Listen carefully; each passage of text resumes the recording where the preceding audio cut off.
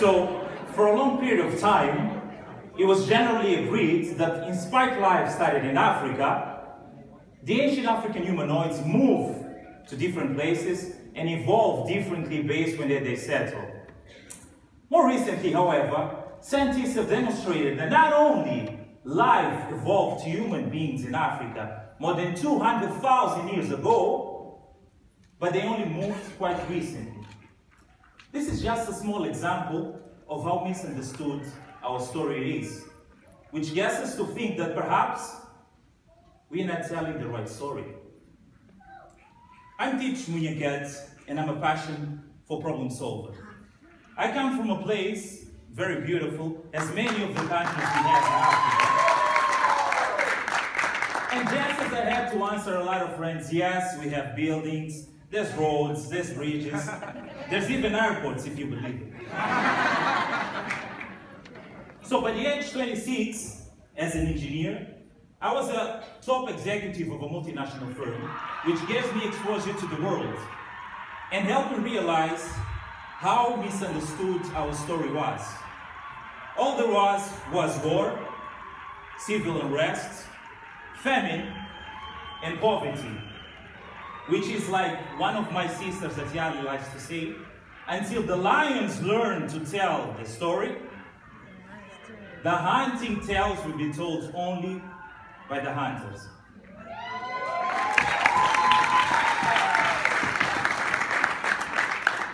So the opportunity to rewrite the story came a few years ago out of nothing but laziness.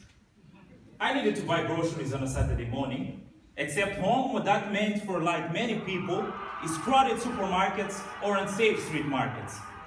Not only that, but we've learned that there are over 500 million smallholder farmers across Africa, in spite of relying on agriculture to survive, struggle to have access to markets and end up living less than $1 per day.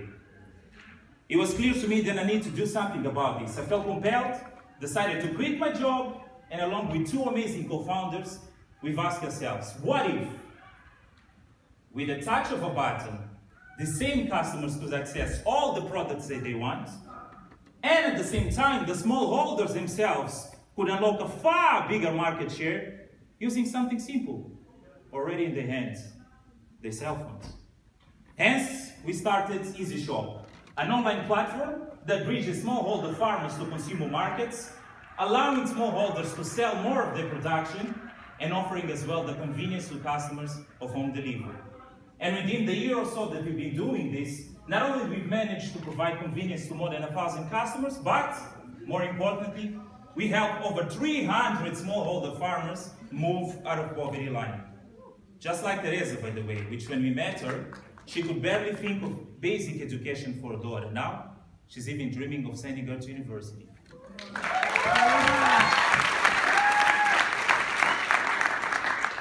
Then I came to Yali, and as great as this story is, I learned that it was not unique at all. During the past 6 weeks, I had an amazing privilege of meeting awesome 24 group of people, which their businesses inspire me so much. From people that are empowering women, to others that are providing financial access, to people that are redefining completely the manufacturing industry, making a couple of millions on the way. Which leads us to the inevitable conclusion. The lions are now telling the story.